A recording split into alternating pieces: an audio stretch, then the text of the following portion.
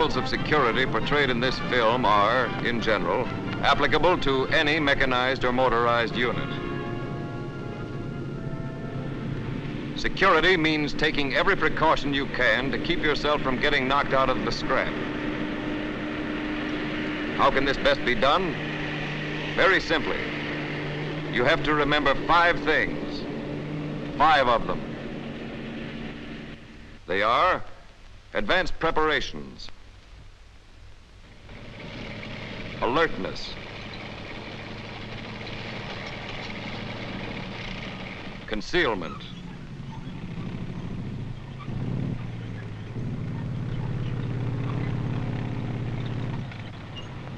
dispersion,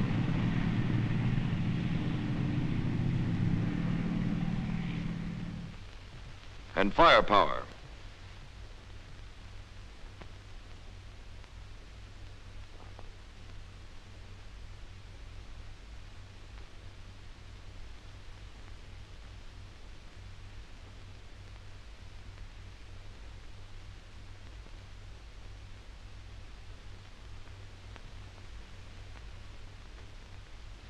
This sketch represents a mechanized column marching into a combat area. It is not correct in scale as far as the distances between the units are concerned. Its purpose is to show the positions of each of the units and how those positions afford the best possible security and protection to the main body. Here is the main body. There are ground and air reconnaissance elements far out in front. Flank guards at each side. A rear guard coming along behind. And the advance guard directly ahead of the main body. Yet with all that protection surrounding it on all sides, the main body itself must take certain measures of local security. The enemy is interested in getting at the main body, not the protection. So we're going to take an interior tank platoon in the main body and show how those 5 basic principles I just mentioned are applied. Let's begin at the beginning. Advanced preparations. For one thing, you have to be ready for gas. Every 2 weeks, a panel on each tank must be freshly painted with liquid vesicant detector paint. This is remarkable stuff. When gas droplets touch it, the color of the paint changes from green to red and gives you a warning. Your tank container may not seem important to you now, but make sure it's properly filled. If gas comes your way and you have to decontaminate, it's mighty useful. You know what kind of monkeys you're up against, and you know enough to keep your gas masks ready and handy. It'll be too late to start looking for them when a gas attack is on. And nobody needs to tell you how you depend on your fuel. Even if he's sure the gasoline tank has been filled up the previous night, the tank commander must recheck it. Another must is check your engines. A stalled tank is a menace to the whole column.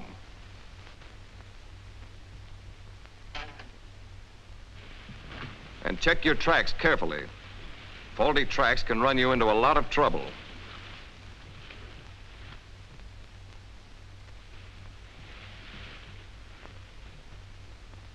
Your large caliber gun isn't much use without shells. Make sure you have your full quota. Just one shell may decide whether you live or die. And be sure your ammunition is clean and undented. Machine gun ammunition is just as important. Someone may have slipped up. Look it over. Make sure.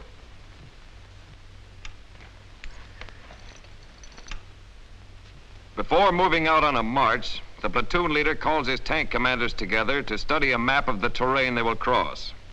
They must know every point where an enemy air or ground force may attack, where the enemy may find natural cover. And they must know the route from start to finish so that if one tank falls behind, it will be able to rejoin the column.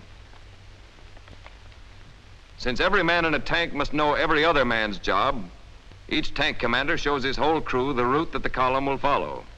That's advanced preparation. Take the second security point, alertness. Surprise is your enemy's best weapon, and the only way to keep him from using it is to be always on your guard. Every man in each tank turret is an air observer. He must also glance to the rear occasionally. Assistant drivers must have an eye on the flanks for signs of possible surprise attacks by enemy mechanized units. Whether there's radio silence or not, the radio tender must keep his receiver tuned into the platoon leader's net to receive urgent messages. And it's each crew member's duty to know what's going on, too. That's what the periscopes are there for. No matter how tough a tank commander is, continuously being on the alert is bound to tire him. He needs a relief once in a while. The turret's a spot for an alert soldier. He must be quick to spot messengers, catch all signals from the platoon leader quickly and accurately, and to pass them along, so that the platoon leader always has perfect control. Those are the things that come under the head of alertness. Always look for signs of a surprise flank or rear attack, or attack from the air. Relieve the man in your turret frequently. Keep on the lookout for radio and motorcycle messages.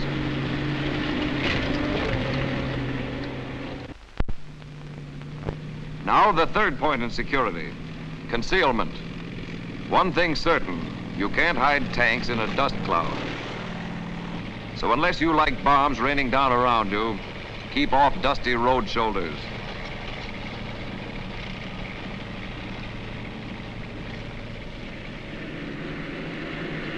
Concealment depends on quick thinking and sound judgment. For instance, suppose you're in the sun on a road, and there's shade to the right, but there's also a dusty shoulder. Will you choose the shade and the dust, or the sun and no dust? The sun may make you a target from the air, but dust would show you up for miles around. Pass up the shade. Naturally, when you find shade with no soft shoulder or dangerous dust, take advantage of it. Shade can help conceal you from an enemy air observer. Speaking of enemy air observers, be careful of reflections from goggles, even in shaded areas. Goggles are to protect your eyes, not to flash your position to the enemy. If you are not using them, do not wear them on your head or keep them in any other position where they will throw reflections. When your principal object is speed, your tank column may have to stick to an open road with practically no concealment.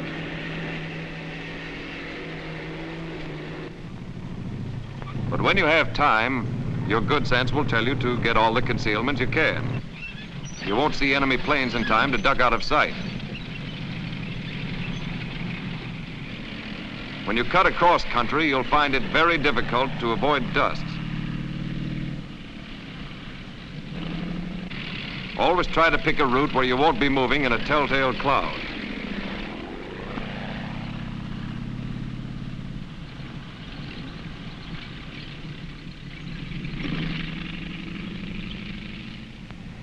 Where dust is unavoidable, it's useful to remember that tanks in line formation raise a much smaller dust cloud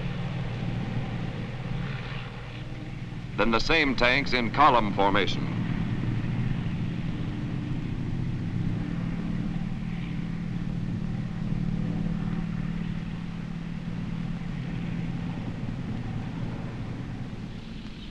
When you're moving across hilly terrain, remember there's nothing an enemy gunner likes better than tanks silhouetted against the sky.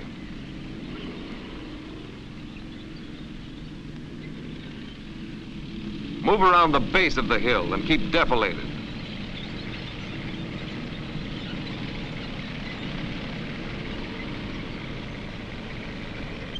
Let's sum up concealment. Use concealing terrain wherever possible. Don't silhouette yourself against the sky.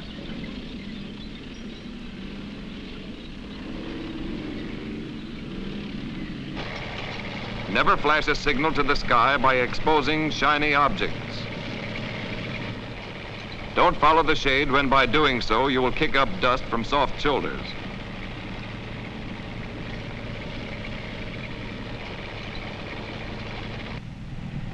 Remember, above all, try to avoid raising dust clouds. Sometimes this can be done by moving slowly.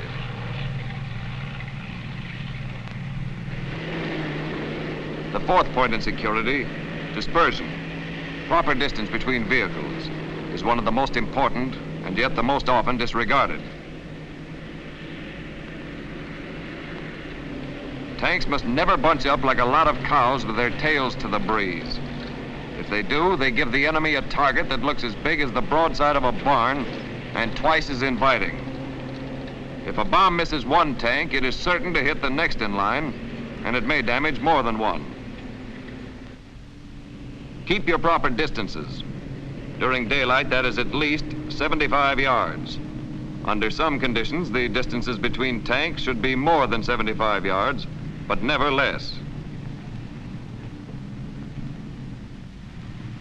Be especially careful when going down a hill where it's easy to close up by inching ahead without meaning to.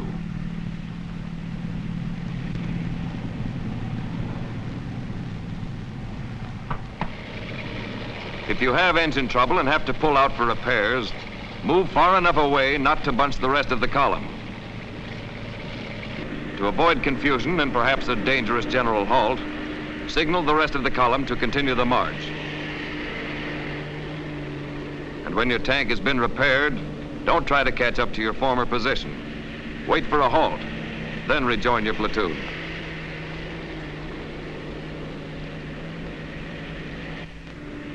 Keep your distance.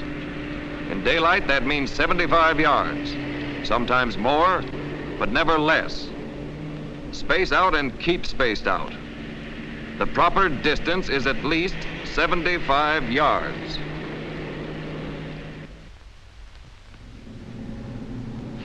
One more important point in security: firepower. Protection by the proper use of your weapons. Firepower is your ace in the hole when you're attacked. Your large caliber guns are not loaded when you're moving, but keep them ready and pointed in the right direction. That's only common sense. The large turret gun of the leading tank should be pointed dead ahead. The second tank's large turret gun should also be trained dead ahead.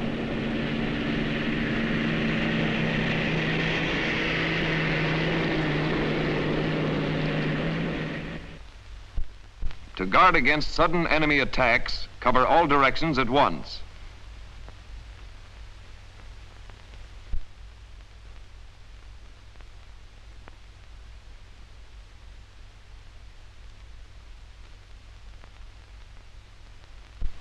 Point the large turret guns of tanks 1 and 2 dead ahead.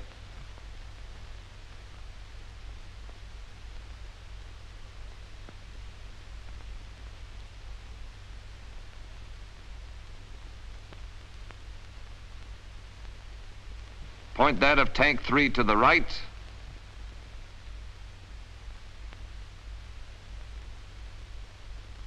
Tank 4 to the left.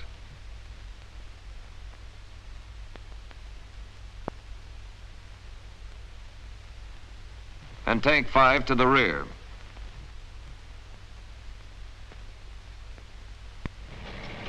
Keep your anti-aircraft guns half loaded in case of an air attack.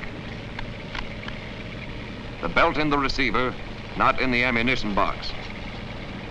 9 out of 10 air attacks by low-flying planes will come from the front or the rear of the column, because when planes drop bombs along the length of the column, they have more than one target. If their bombs overshoot the first tank, they may get the second or third. To beat this type of attack, alternate tank commanders aim to front and rear,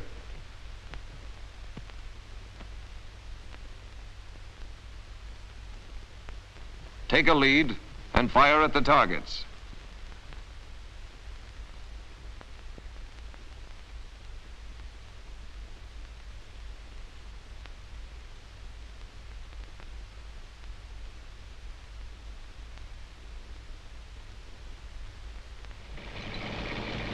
Say your column has been spotted by an enemy air observer and bombers are out to destroy you.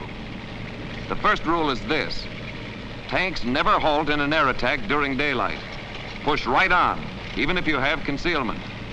Your tank gives a lot of protection. A moving target is much harder to hit and you won't lose time. Learn to recognize all types of enemy planes. Each of the tanks is responsible for air observation. Its observer, if he sights planes, will pass the information to other tanks by hand and arm signals. When a plane is sighted, close all hatches except the turret hatch.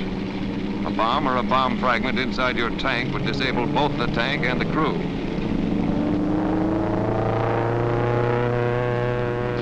And train your anti-aircraft guns to get the best pattern of fire by pointing alternate guns to the front and the rear.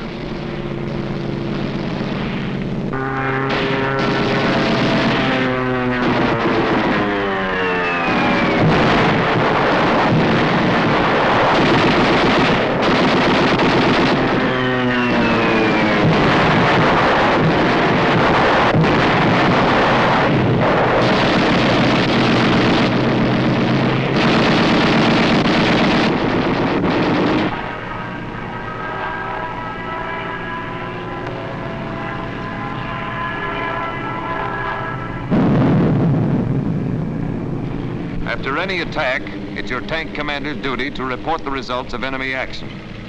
Your platoon leader then reports the condition of his platoon to the company commander. You have seen how our 5 points were applied for security on the march. Now let's see how they work for security at the halt. As you all know, there are 2 kinds of halts. One is the short 10-minute halt, which is made about every 2 hours so that the men can check their vehicles, stretch, relax, and take a quick smoke. The other is the long halt to refuel, eat, and check your equipment. Let's take the short halt first.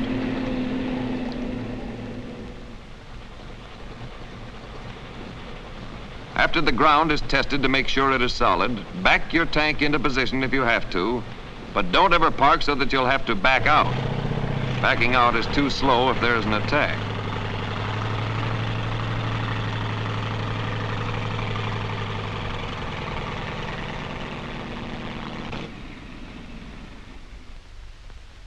Make a first echelon maintenance inspection.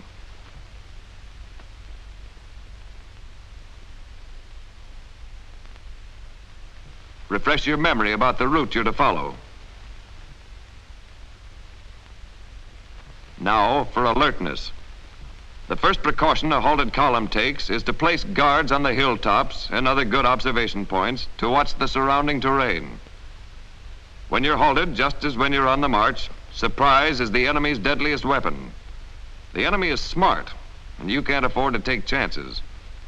A man must always be posted at the platoon leader's radio to handle orders and warnings promptly. As always, concealment is of great importance at the halt.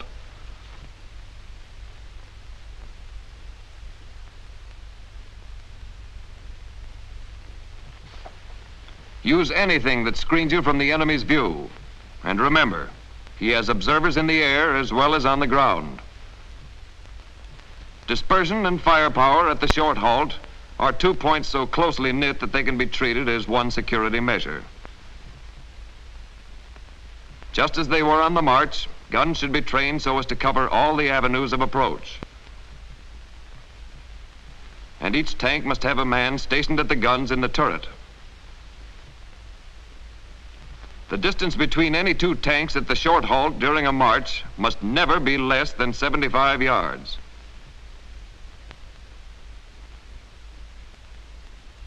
When tanks are properly spaced, bombs may fall between the tanks without damaging any of them.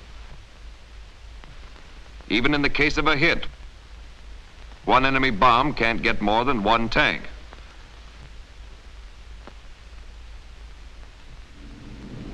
When the 10 minutes are up, the tanks move out on signal. They go right into column without stopping on the road to form. Those are the security measures for the short halt.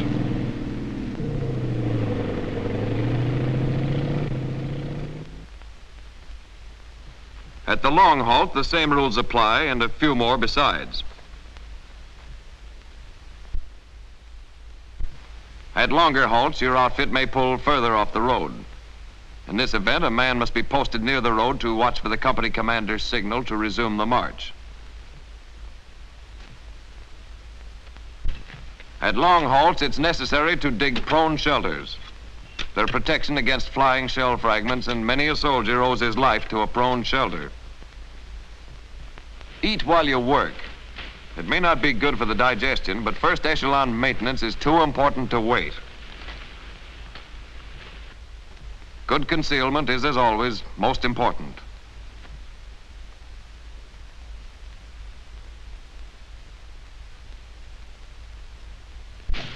Since at long halts your column may pull well off the road, wipe out all tracks running to your halting areas.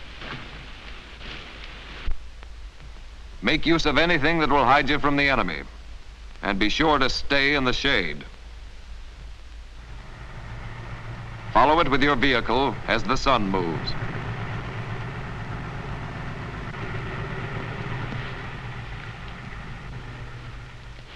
When there is no other concealment, get out that camouflage net.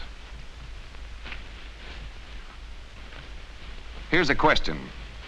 If we do not camouflage completely at a halt, what is the use in bothering with any concealment?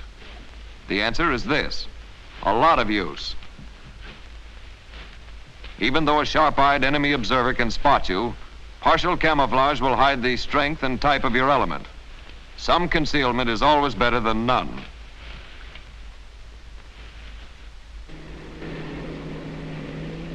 When marches are made at night, the same 5 points of security we have been talking about apply. There are a few differences in execution. At night, for instance, vehicles stay just far enough apart so that each driver can see the tactical light of the vehicle ahead.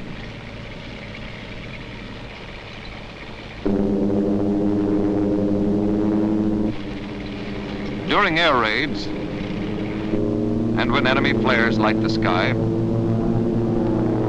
vehicles always stop, both for concealment and to avoid bunching up.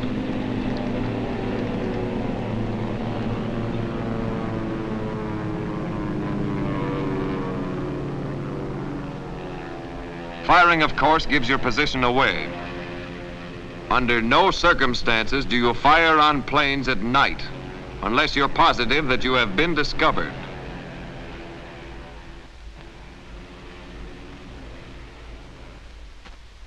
Any light is dangerous at night. You may be dying for a smoke, but that doesn't mean your buddies should die for the same reason.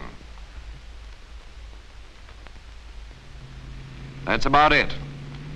Remember those 5 principles of security: advanced preparation, alertness, concealment, dispersion, and firepower. You know that old saying, we live and learn? Well, it works the other way, too. You learn and live.